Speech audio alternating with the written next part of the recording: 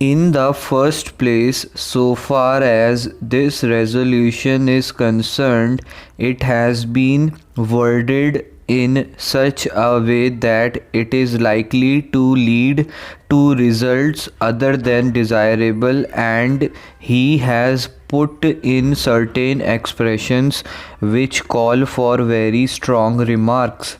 In the first place, may I point out here, as some honorable members have rightly pointed out, that this question raises 2 points.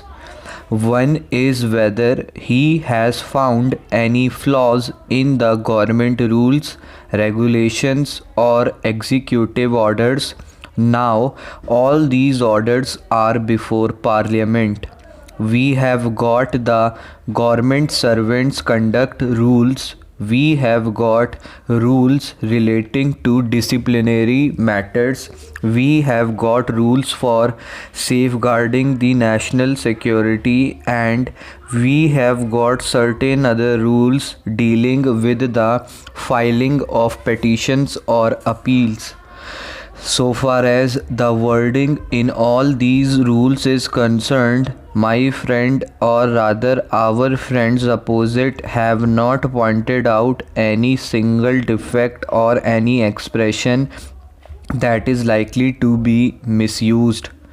Under the circumstances, sir, I fail to see any necessity for scrutinizing all these rules because they have stood the test of time, and the omission by my honorable friends to point out any particular defect or any expressions of a sweeping nature is itself some evidence to show that the wording of these rules, regulations, and executive order is proper, is unexceptionable. I shall deal with this aspect later on again.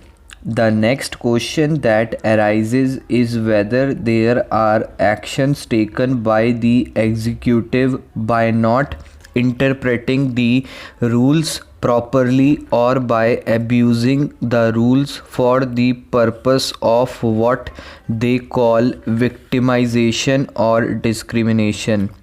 So far as this question is concerned, some honorable members have given a few instances in their own way, and my honorable friend suggested that the facts have been given by him.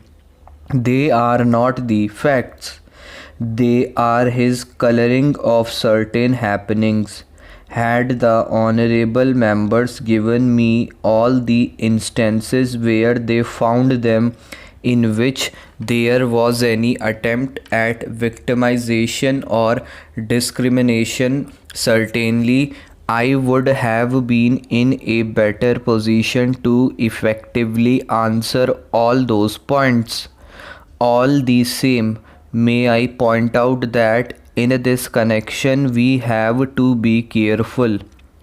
I could have understood the honorable mover's speech, a vehement speech before the general elections, when his party was in the happy position of being members of the opposition here or elsewhere. It is not merely a question of opposition, but they have also to consider that whatever they say here, whatever action is taken by perhaps the misguided members of their own party, will have repercussions of an absolutely undesirable character so far as even that state is concerned. That is the reason why I would request my honorable friend to note, if he is prepared to accept my advice, that whatever he says against the Congress party has its own repercussions in the first place upon his party members, because naturally there are bound to be overzealous members of his party. Secondly, you and I and all of us have to understand that party affiliations or party feelings should not interfere with the loyalty or the allegiance of our government servants, be they in the Kerala state or in the rest of India, because certain principles have to be accepted when you are going to govern a particular state.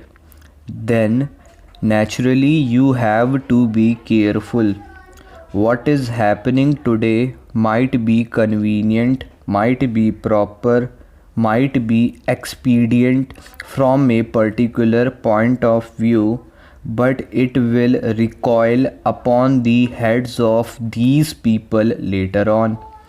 That is the reason why party considerations have to be kept entirely apart from considerations of administration.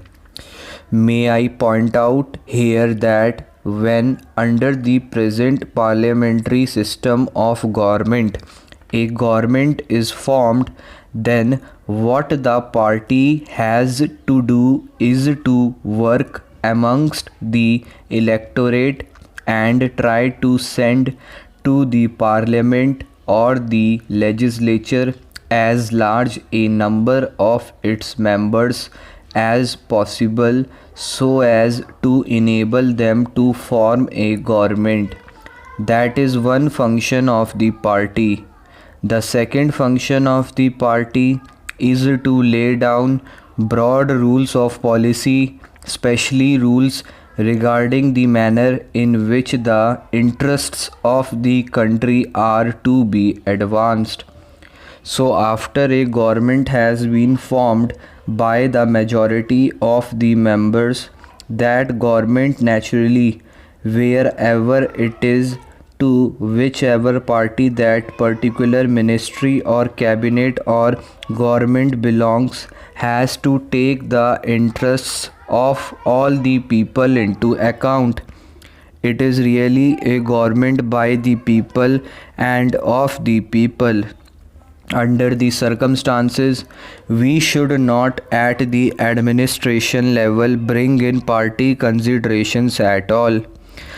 I know, sir, that there are certain countries where this party affiliation goes even up to the administration level, and to be an anti party man is an offense against the administration. That is not our case. Here, though, we have certain parties. The moment a government is formed, all the people in the land are entitled to the various amenities.